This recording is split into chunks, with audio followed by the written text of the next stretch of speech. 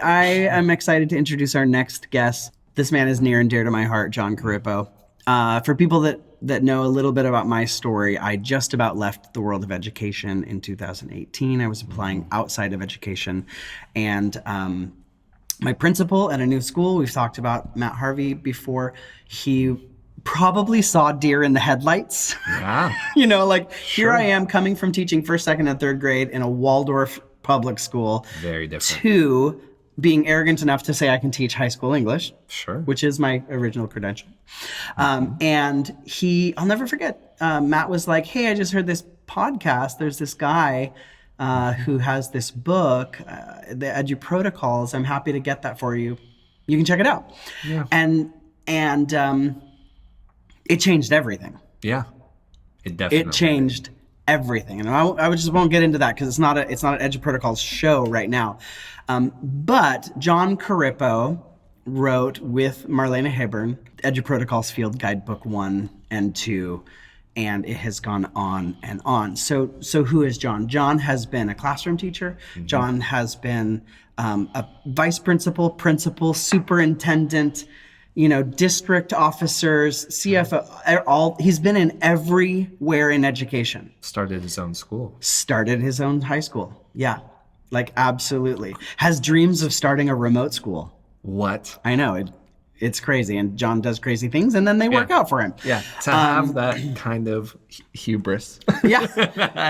I love it. But it's not because he backs it up. He backs it up. Actually brings everything. Yeah. home. And when I met Jon, he was, I forget his title, but the lead of innovation or something along that lines of Q, which is Computer Using Educators, an ISTE affiliate here in the West Coast now. It's Oregon, California, Nevada.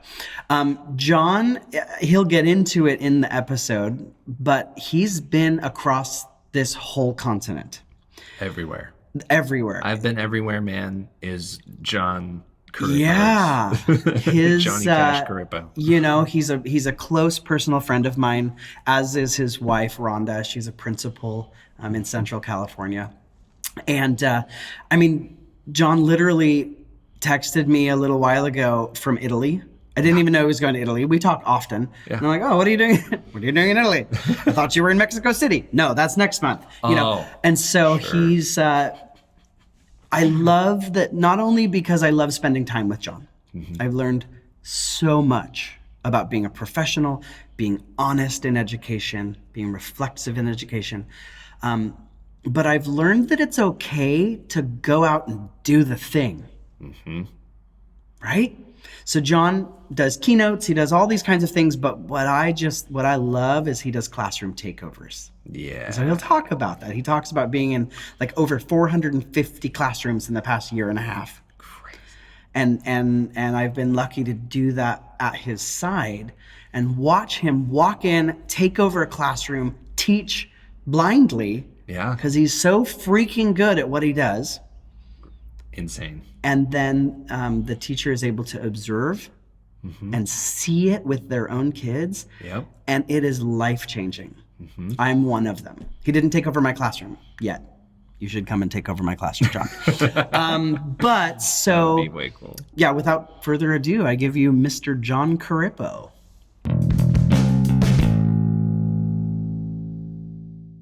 Meeting with a couple educators that see a larger viewpoint of education. Why don't you tell us, you've been all over the place. Tell us what you've been doing. Well, okay, so I may have accidentally done a thing where, so since last September, so that would be September of 2021, so not this school year, but counting last year, I've been in something like 450 classrooms on 3 continents in probably 25 school districts. Okay. And I'm seeing some really, really glaring trends. Yeah. And Jake, you tell them what happens on my field trips that I go on, because Jake went with me. Yeah, they're fantastic. In fact, I want to talk to you about doing a ride along again next year. You got it, bro. So, a year and a half ago or so, it was January. Yeah, I met Jon in Southern California, and we spent through 2 or 3 days doing classroom takeovers in yeah, I elementary and remember that. middle school, and That it was was sick. incredible on a couple of levels. One, it was incredible just to watch Jon work Sure. outside of the conference model. I learned so much watching you, Jon, which is why I'm like, oh, I definitely have to do this again. No, you are a master at your craft. Nobody can say otherwise. The other thing we saw, though, was this was when Omicron hit. So, like, when Jon and I were driving from the airport, there were, like, lines Yeah, we're wondering if we're everywhere. literally going to die Yeah, that like, night. literally, like, we were going to share a hotel room. We're like, we're not going to do that anymore. You know? Whoa. And, like, lines around entire city blocks in South, driving from LAX. Oh my God. For people to do testing and Yeah. Jon, I'm sure you'll remember there were so many substitutes out because they were sick. Oh, yeah. Yikes. That we went to a kindergarten class that had 2 full kindergartens with 1 teacher. Oh my. Yeah, the teacher literally It was like, did this. Oh, Jon, God bless. I'm so sorry. And I was like, what's wrong? She goes, they're crazy today. I go, I'm used to 7th and Yeah. 8th. And then she's like, and they've been wild all day. And there's actually 32 of them. And it's a TK class, so their average age is 4.8. Good luck. God bless. Yeah, but you killed it. That was no problem. You killed it. We did Fast and Yeah. Curious. Well, I will say now, to Jake's point, he did bring the 30-second dance party, and that did Oh, not hurt. absolutely. I don't know if you remember, I was like, there was a moment after we had been doing it, Jon was kind of interfacing with the teacher, like on a private, like, hey, let me talk to you about under the hood kind of a stuff with this lesson.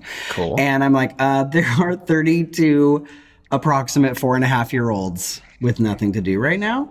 So I slipped back into my first grade Waldorf mode. Totally. And I was I like can doing see that. like movement and dance and like singing about the, Oh, I that's think I was awesome. singing about the little gnome in the workshop and like, and Jon all of a sudden is working over there and he's like, what is going on over there? Like, I'm like, it's like Jake was starting his own little communist China. Let's all move. and all the kids together. were moving and, call and response singing. It was Oh my really God, funny. so cool. Man, I wish I had Yeah. some of those Anyways, skills. So the point of that side story is, so I've basically been evaluated 450 times over the last 2 Right. years. Okay. When Yep. I'm doing these, there's at least one classroom teacher. Usually there's 2 or 3 admins or TOSAs. Sometimes there's as many as 5 to 8 people in the room. And I'm walking in on this class cold turkey. God. Cold turkey.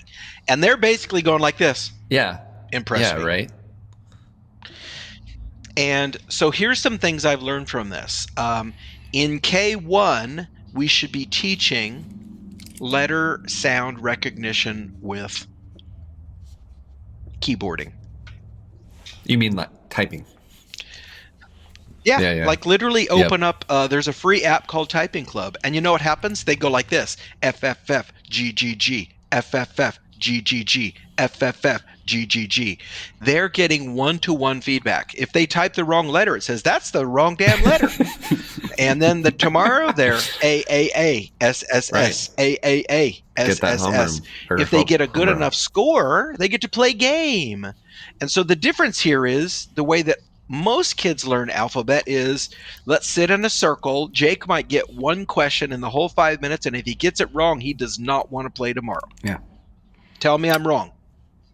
And then I give you shut up sheets and have you color the letters by tracing them. And by February, half the kids still don't know half the letters, and we've been in there for 6 freaking months. What? Right? Nathan, you don't know what it's like to walk into a classroom of 4th graders and go like this. Type this on the screen, and Jake got to see this too. tinyurl.com/the name of your own school, WUW. That's all they got to type. tinyurl.com/the name of your own school, WUW. And they do this. Whoa. It's not working. I go, what are you guys doing? They go, Where are the letters? Where are the letters? And they're in 5th grade. They're in 5th grade, bro. They are in What? 5th grade. Yeah. What? Yeah. Yeah, and this one kid, one time, he literally goes, I hear a kid randomly yell out, where's the 5?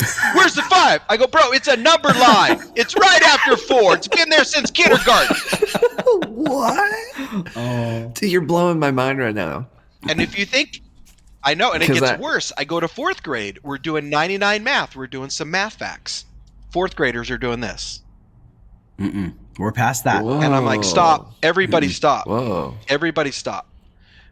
We are not doing this on 3 times 3.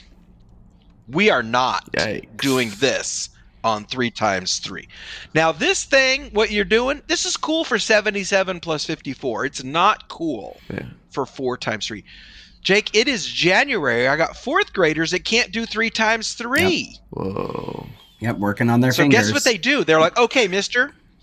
And Jake will verify this. I barely even introduced myself. I go, stop it.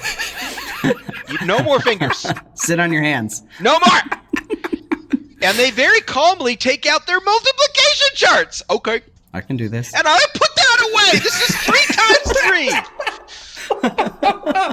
3. So I made them play 4 rounds of 99 math. And at the end, guess what's happening? Yeah. Right. It's clicking. They're jamming. Right. I put on my little backpack. I go to walk out of the room and I spin around and I go, 4 times 4. And they go, 16. I go, that's how we do it, baby. The point there is in K1, we're not teaching kids how to keyboard. And then we're surprised when 4th and 5th, 6th graders can't write a sentence. Right.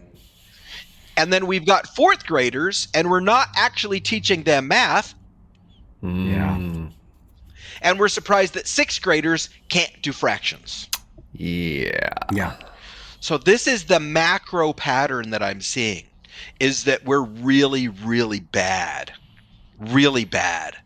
at getting easy stuff done quickly.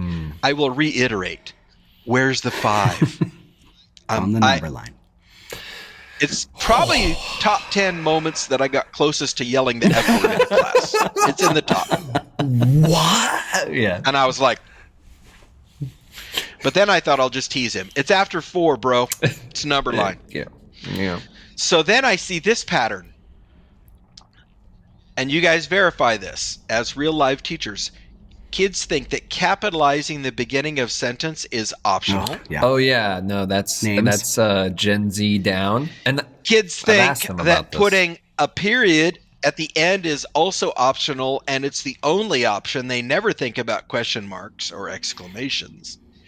And then the stuff that goes between those two things, the capital and the punctuation, kids who will not shut up for 2 hours about Minecraft all of a sudden say, I don't know what to write. Yep. I got nothing. Yeah. Really? You don't have a single. That's you don't have awesome. A single thought. Because I'm pretty sure that if we were on a road trip right now, I'd put you in the back seat of a station wagon. Because you're talking and you can't shut up. Yeah. So I think that poison enters the bloodstream in first grade with sentence frames. The poison. And think about it, Nate. With a sentence frame, Yeah. is the writer responsible for capitalizing? No, not at all. Is the writer responsible for ending mark? No, just a few words. And 1 or 2 words, they think that teachers like that. They think, oh, that's writing. So then when you take the sentence frame away, they're like, whoa, what the hell is this? And I always think of, and this is probably too young for you, Nate, Benny Hill used to be like he's like a low-dollar Monty I'm Python. aware of Benny Hill. Okay, good. There was a The Benny song. Hill joke he told one time that it didn't really come to life for me until I was teaching, but it was basically, the story is that there was a kid who and you got to imagine it into that Benny Hill funny voice. Well, this kid had never talked since he was 8 years old. He was 8 years old. He's never talked in his whole life. And one day he says, Mom and Dad, the oatmeal's too cold. And they're like, blimey, he's talking. When did you learn to talk? And he goes, the oatmeal's always been okay. And I think there's a lot of that going on in the classroom. The new term I'm calling this is baby birding. The kids literally want me to chew up everything and spit it in their mouth, and I am not here for that. Yeah. And now I'm going to go up to junior and high school. We do a cyber sandwich. there's this one table of 4 girls, and they're a little spicier, right? They're the feisty girls. And the person that's with me, Jen Calderon, she goes over and she says, how do you guys like this assignment? And they go, you know what? We don't like it. And Jen says, whoa, what about it? What about it do you not like? She goes, and the leader, the alpha female of the group says, normally Miss does all of this for us and tells us what's important. Oh no. Yep. And Jen's like, oh, you should never ought to say that. That's bad. That's bad. You're going to expect more of this treatment. So, but I'm seeing these patterns that nobody sees across multiple classrooms. And here's the paradox of it, you guys. John Hattie's research, and Jacob, you'll probably know this one, so give Nate some think time. John Hattie's so research young. says, How old do you well, think it's not I that. am, You've John? heard me say it before. Well, Jacob's just heard me say it Right. before. What's John Hattie's number one correlation of classroom success? What's the number one thing that brings classroom success in terms of teacher practices? From John Hattie. From John Hattie, number We're one waiting, thing. Nate. I'm gonna go. Yeah, with, he was telling us how I'm smart gonna he go was a with minute ago. relationship. Nope. Good. Not a bad guess though. Number one thing was collective teacher efficacy. Oh yeah. Yep. Okay. And see, when I can sit down in first grade and say, listen, if these little shits just knew where the letters on the keys were and they knew what that was 1 through 5, I could go 40% faster all year in first grade. So kindergarten, just get them able to type a sentence by themselves, including I had one kid call the exclamation mark an upside down I one time. And I was like, where did you get that crap? Like, you're a 12th grader. So think about how think about how the kids benefit when the teachers are doing things that are setting the kids up for the next level. Right. And the easy way for me to analogize this is if you're a football coach and you're running the varsity team, what you're going to do is you're going to go to the JV and say, here's the offense I want you guys to run. Mm-hmm. You are not going to say, oh, do whatever you want and I'll teach them all the vocabulary and footwork next year when I get them.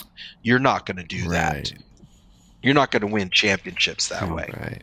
Well, there's all this. So we're dropping the ball on that part. There's all the trend sort of towards vertical alignment. That's a hot topic. Yeah, but we're horrible at it. So it's like, yeah, we're horrible at it. Yeah. Why? So here's my version of vertical alignment. People, here's it's an idea that we have in our collective teacher consciousness, but like, how are we doing? Is it just that we hate working with each other? You got to remember, we're the same people that fight over who's going to read Hatchet. We're the same people that fight over who's going to read Hatchet. And we're the same people that think that giving an 8th grader The Hobbit to read over the summer is going to make any sense. So we can't be left to our own devices. We've got to look outside of our industry. Yeah. And so here's what it looks like. And I got to give a shout out to Randy Haggard, my principal, in about 2003 or 4. He sat us down in grade levels and he said, identify the top 5 things in ELA your kids are bad at. So each grade level did that: 5th grade, 6th grade, 4th grade, 3rd grade. Then he put us in grade ranges and he said, now on the next staff meeting, compare what you're bad at in grade ranges. And it went just like this, Nate. I got my kids are horrible at capitalizing. 4th grade's like, me too. 6th grade, me too. And I was like, oh my God, nobody's ever taking them to mastery. We're all just doing these like weekend trips about capitalization. And that was part of the origin of protocols. I'm going to pound this thing until I say capital and you say, yes, sir. Like, I'm going to pound it until it's a thing. And what happens is nobody ever owns anything. And they blame the book. Oh, we had to get through the whole book. No, you don't. Yeah, right. No, nothing. Nothing shows that getting through the whole book does any good Right. ever. Yeah. And so then that really made me go, oh crap. So what you're saying is, if I could get my kids to do these things for 7th grade, and then I could get 4th grade. So basically we were 6th grade, and we went to the 5th grade team and we're like, can you guys do these things for us? And guess what happened? At the beginning of the meeting, they were a little frustrated. But listen to what our top 10 list was. Name on paper. Every time. Yeah. Uh-huh. Yep. And I literally said, I did the math on this. You'll save me 21 hours a year of chewing kids out for name on paper. At 14 seconds a piece, it's going to be like 9 hours a year. Make sure that in their backpacks, train them to have their pen and their homework in the backpack. Because I actually timed it, and it took them 41 seconds to get their homework out. If you do that 4 times a day, times 180 days, that's another 9 hours. Teach them their times, multiplication, addition. Teach them all that. Teach them their parts of speech. If you'll just do those 6 things, I can do everything next year 40% faster. And we don't think like that as teachers because we're the master of our domain. Right. Yeah. And nobody tells me what to do. And I'm practically a college professor. Can't you tell? And we need to back off on that. And we need to get greedy about big numbers in terms of growth. We need to say, okay, I want to make sure that my kids are going to move 25 or 30 points. Because here's another thing we don't talk about. How about this as an idea? If Nate's kids grow 15 points in 5th grade, and I move them 15 points in 6th grade, and Jake moves them 15 points in 7th grade, that's 45%. Yeah. Why isn't that happening anywhere? Yeah.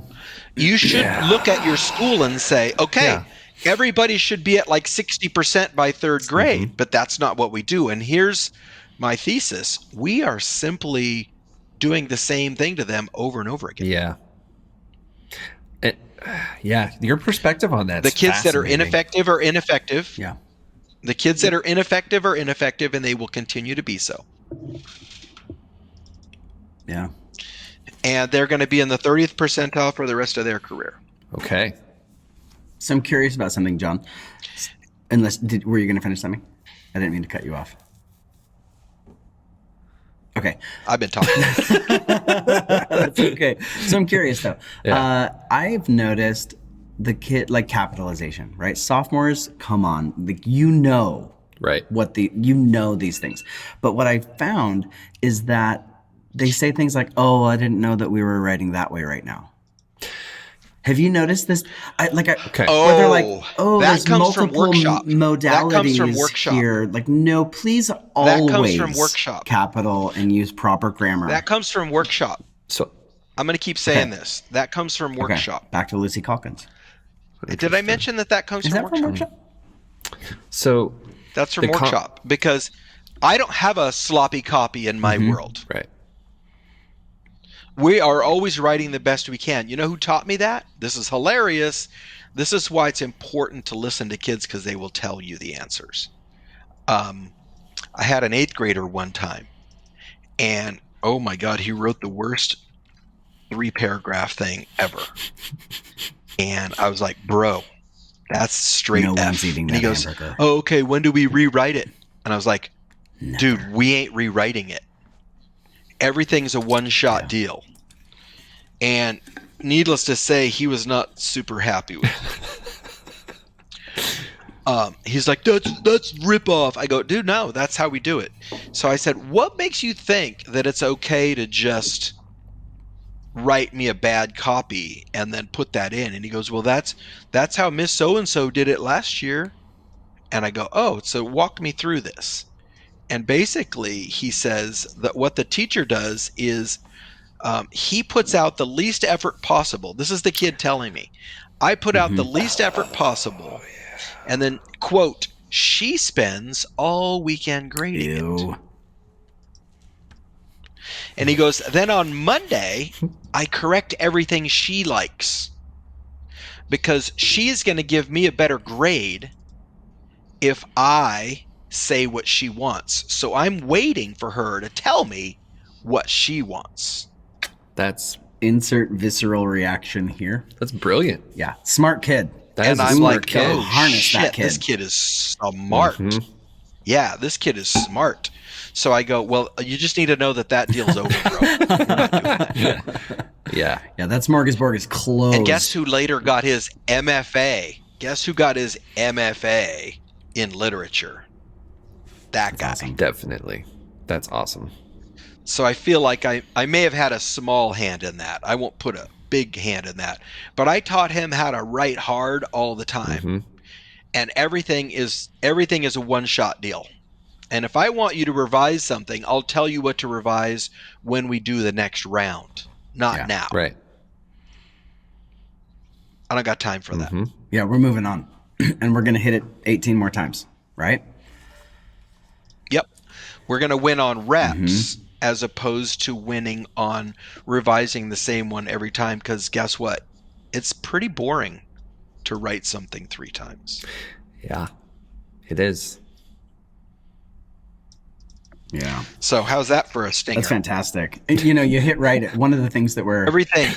Everything is always live. It's always live. Everything is It always live. counts for the process. Show me a football team where they say, "Hey guys, don't worry about catching it every time today. Right. Oh, it's okay if part of you are offsides part of the time. It's only Thursday." Could you imagine? You know what the biggest problem they have as a football coach? You know the biggest problem you have as a football coach? When on Thursdays or Fridays, depending on the grade level. On Thursday or Fridays, we're doing walkthroughs, and the coaches call it thud, which is run up to the guy and just give him a bump. We're not actually going to tackle him. That is the hardest thing to teach in football. You know why? Everybody's geared up to whack somebody. Right. The game is whacking somebody. And so they're like, you guys have got to quit doing that or I'm going to move you to 2-hand tag. And they're like, okay, coach. And then they do it again. I'm like, you got to quit doing that. So I'm trying to bring that same ethos to writing. We're always in. Like whoever does, I'm going to do a crappy TikTok post. My TikTok post is going to be really crappy. Fine. You don't. That's not how people do things. It's not how they do things. So you got to build that ethos. Right. I'm just imagining like your But coach. you've got teachers that say, just do a sloppy copy. We're going to rewrite it next week.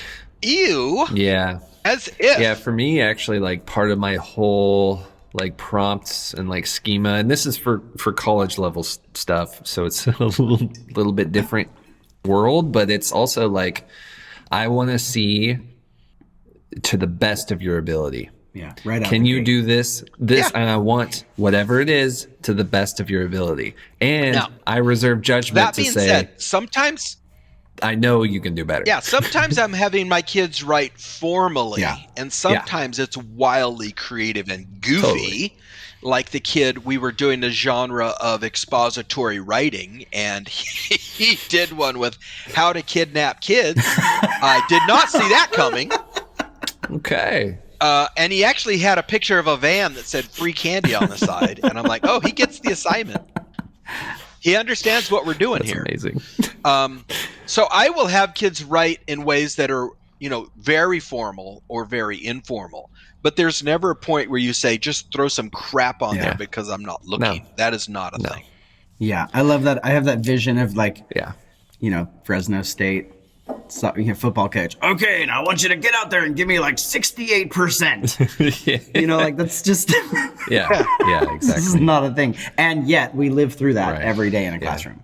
Well, another thing that I kind of have been incorporating too is it's just like every piece of writing we're going to do has use later. You're going to use it later. So Right. it's like if you do really garbage annotations on this is going to suck for you so hard later for a long time. For the next like month.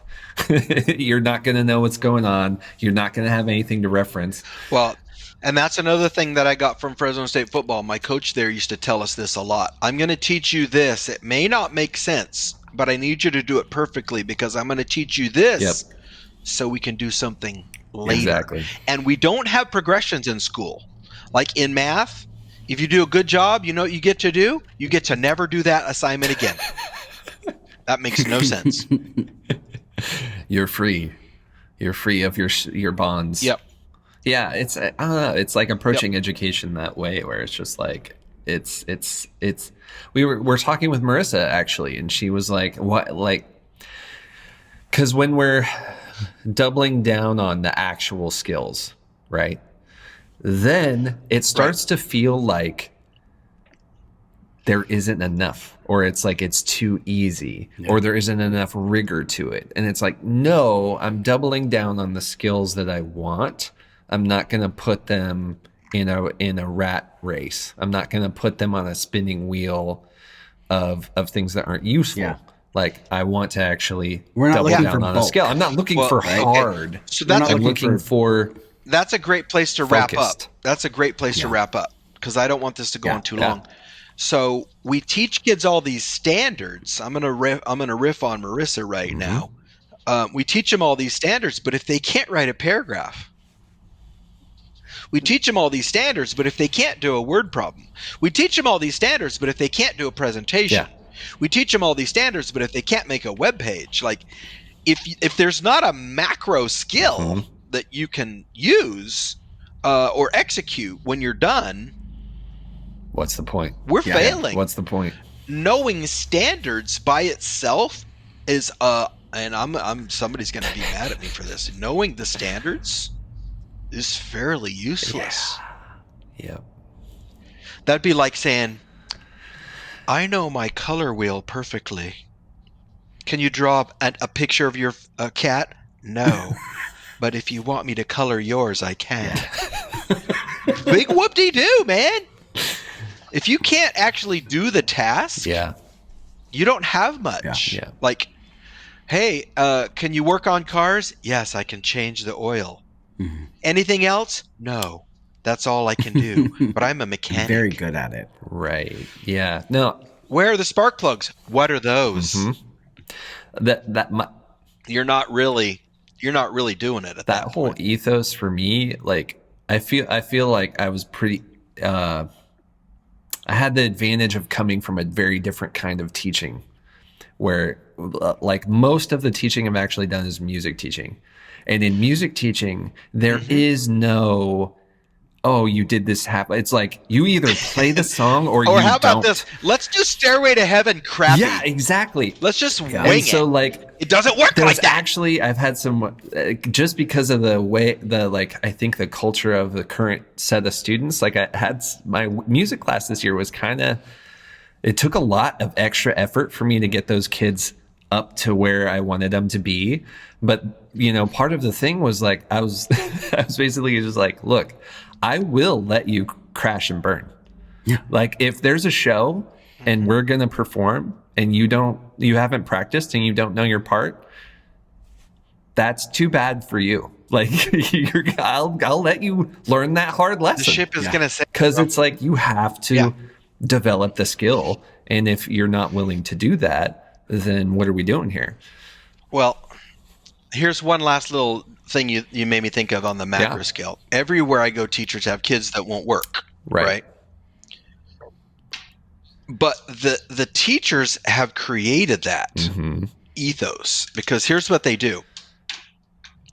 Work quietly. I'm going to be at my desk or I'm going to be working with a small group. So I have no idea what you're doing over there.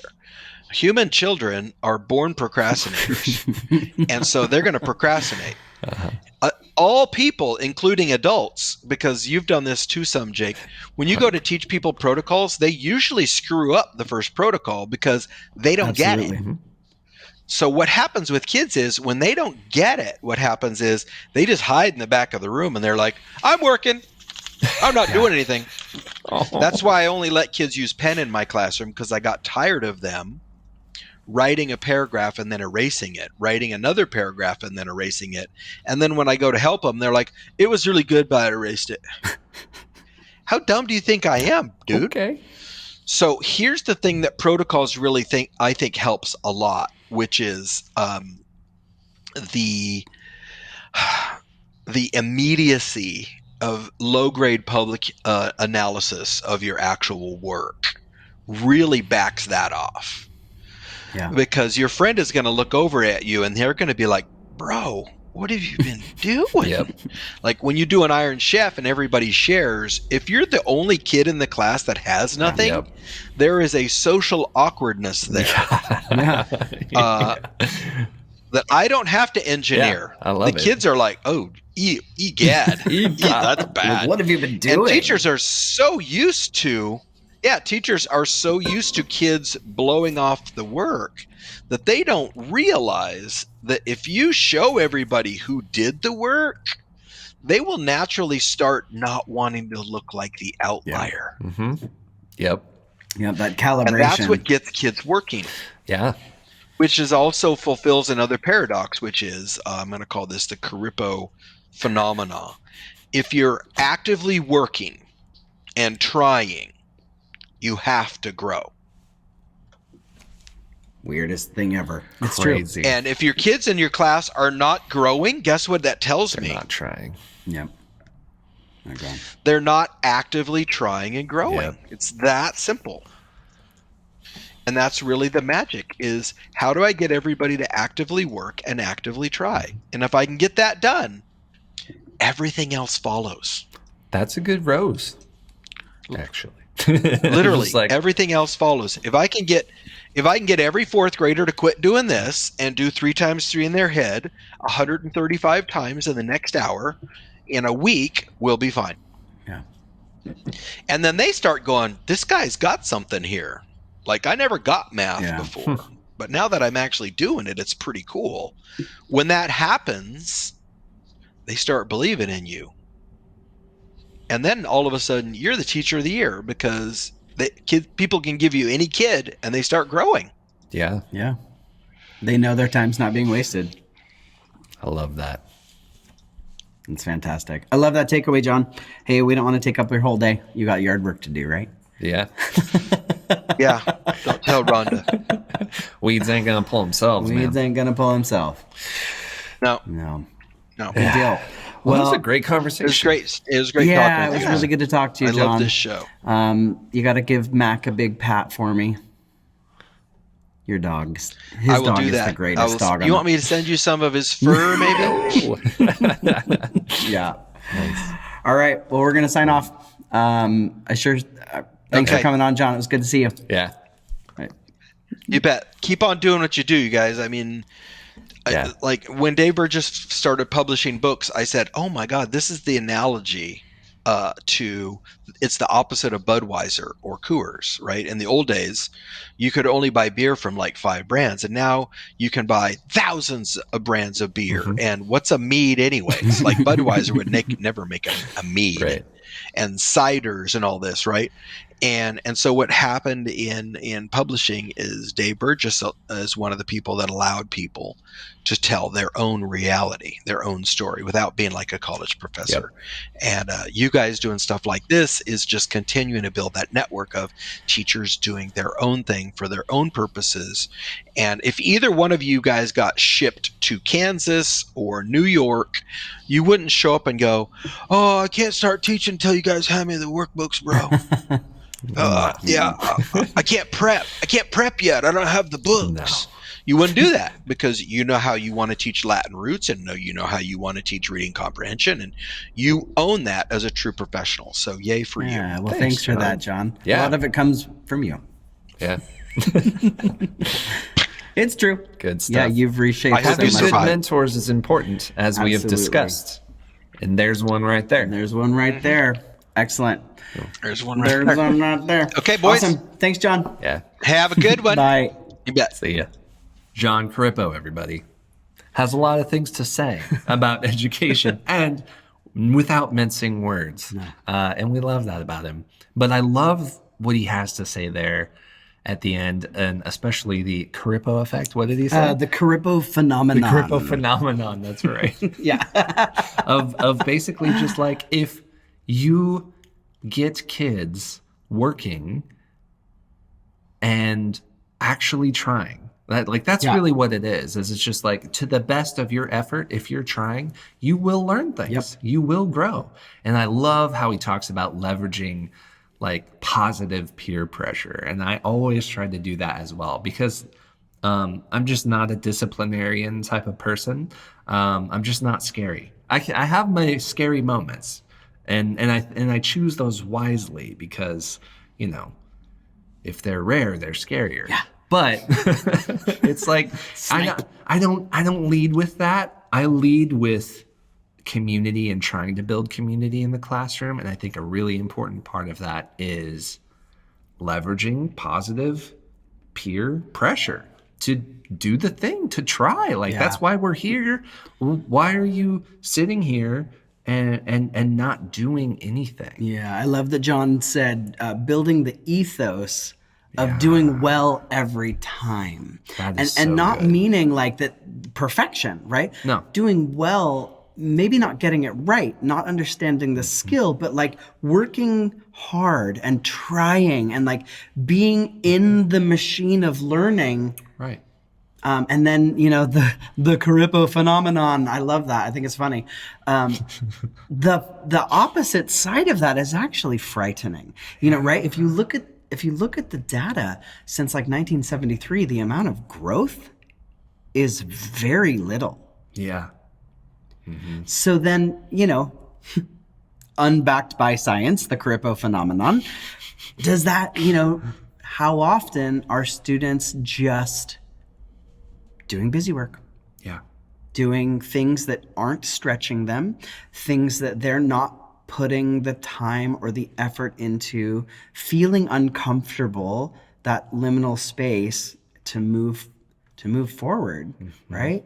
And like, I've seen it in my classroom. I know those kids that I'm not pushing, Totally. right? Or even nudging, right? Like they're really good at avoiding discomfort. Very good at avoiding, and I think that comes from just being afraid too. You're afraid because you don't want to look like you don't have the skill. You don't Yeah. want to look like you did it wrong. You don't want to do it wrong. You don't want to be embarrassed by your own mistakes. Yep. But then that kind of circles back around. Like, mistakes have to be okay from you as a teacher and for students in your class. Making mistakes has to be okay, and it has to be a part of what you're doing. Yeah. Otherwise, you can't keep shooting for the moon. No, you can't. And you know, John talks a lot in his work about reps, Yeah. I right? guess. And I think, you know, if we hear what is it, Malcolm Gladwell talked about the 10,000 hour principle, right? Like, oh, if you do something for 10,000 hours, you'll become a master of it. And he clarified that, and he was like, you can't do crappy piano work for 10,000 hours. You're going to become a master of crappy piano. Yeah. Right? Actually, I've seen this happen before. Yeah, like they do the same bad thing over and over and over. So we have people that have become masters of not capitalizing, right? But so that's mass and spaced rep, that I believe that's a Marzano phrase. You know, John talks a lot about diving in, doing the thing well, not that you're right, but learning and growing every iteration closer and closer towards mastery, moving that needle further towards mastery. But if I take to heart some of the things that we've talked about today, I need to talk about my own reflection and my own refining of a practice, because it is the end of the year. We're in the last week. It is. Yep. Right? So the school year Grades are is due, really tomorrow. almost over. They're due tomorrow. Oh, I'm good. Okay. I'm good. We did that. I'm not good. Maybe we can refine that practice. Yeah, but I've been thinking about, like, what am I going to do better next year? How can I be 1% change? How can I move that needle just a little bit? I'm going to be front loading the year with, I'm going to really purposefully be diving into exactness in language. And I love that I just said that in a really unexact way. Right? We can make mistakes here, people. Diving into critical thinking and analysis, and especially the language involved in that. Yeah. I feel like these things have become so threatening Yeah. to people. If you're questioned or you're questioning, that is somehow a threat. But I have never seen it that way. It's an opportunity to grow. Yeah. It's an opportunity to find something new. That takes us a little back to something that Marissa E. Thompson, to help people Google her, talked about, right? The it's okay to own your faults. Yeah. And when you're confronted, through critical analysis, it's a huge growth. You experience the Corippo phenomenon. have to be engaged, have to be working. So how about you? Reflective practice. For me, well, you can't steal mine. Well, like I'm still going to be teaching my very experimental dual enrolled English college freshman comp is what it would traditionally be called, but first year writing, or in our system, English 2 is what it's called. But yeah, it's dual enrolled, so they get college credit for it. And we've shifted it next year to, I got to take the whole year this year to do a college class over the span of a year, which I mentioned in my conversation with Marissa a little bit, and with John. But we're condensing it to just being a semester, and I'm teaching 1 2-hour block. Now, I haven't taught a 2-hour block. Yeah, it's different. In a long time. Yeah. So it's going to be a very different model, and I'm going to have to kind of rethink that. But some things that I really needed to double down on were especially like grading. I have a really difficult relationship with grading, because I think in like John mentions, like I don't want my grades to be like punishments. I don't want my grades to be like behavior modification. Like I feel like teachers often fall into that trap where it's just like compliance. Yeah. It's like, you have to get this, you have to earn these points. And this last year, I really like threw all that out the window and tried contract grading. And there were some things I really liked about contract grading. If you haven't looked into it, it's basically just like you set the bar as, I want you to do this to each assignment to the best of your ability. And if you do all of the assignments, everything I ask of you to the best of your ability, you'll get an A in the class. So you're not hurt by making mistakes, as long as you do each assignment to the best of your ability. But that's really confusing for high school students. It's so far different. They don't understand how to take that in, because they're so used to being sort of like controlled and playing to the way their grading scheme works. So I need to find some kind of hybrid in between. And that's a big one for me. I'm going to really have to think about that. Maybe we'll crowdsource that one. Yeah. If anybody out there practices a hybridized contract grading, I would love to hear from you. Yeah. Talk about it, especially in like a high school college model. I'm just in a weird space in education. That's just always how it's been for me. And you know what? Like, I love living in that chaos, honestly. You're good at it. I'm good at it. You're good at it. And I love that.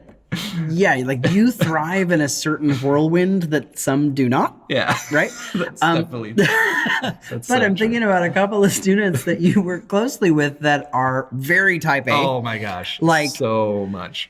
Where's my day timer planner? Yes. I'm only allowed to be here for 7.5 minutes. Because it'll take a half a minute to walk across the quad. And then I have a 2-minute meeting, very scheduled. Yeah. And that is not your world. No, it's not. No. And sometimes when I interface with those students, I definitely am not what they want.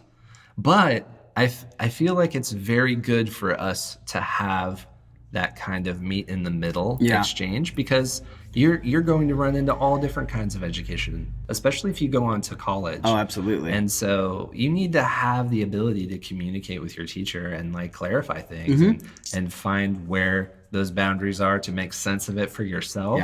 Find the edges. And I love that kind of type A kid that immediately freaks out and then they learn how to hang, and they learn that I'm not gonna like hurt them Right. for no reason. Well, I wonder how much, Especially with grading. how much of that student personality Is like is guilt. reactive to being hurt in the past. Yeah, you have a good point.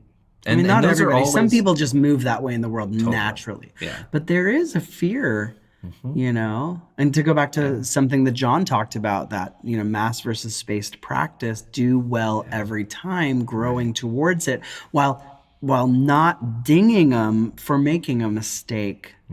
Right. I call it the practice field in my class. And then there's game day. Totally. Right. We might do, you know, vocabulary practice for a week or two, and then they do have a quiz. That's and they, you know, probably what I'm gonna move more towards. yeah, you know, so it's like you did the thing, you get the points. Now the quiz is what kind of stretches out the difference in grading. Totally. Yeah. Yeah, boy, we talked about a lot today. That was fun. There's a lot to think about. I enjoyed this. We had a couple of heavy weeks there. Thanks for making it through it. Just closing up, big special thanks to Marissa and John for being on the podcast. Yeah, it was an honor. It was an honor. I'm really enjoying getting guests on the podcast, right? If you have something to offer and you're interested, reach out to us, Yeah. right? We'd love to have a conversation. We love like each of those expanding. conversations, we were like, hey, let's just talk for 10, 15 minutes. We ended up talking for like 45 minutes. Yeah, it was fantastic. It's so much fun to just get into the weeds of education. And that's what this is all about. Yep. All right. We'll see you later. See you in the next one.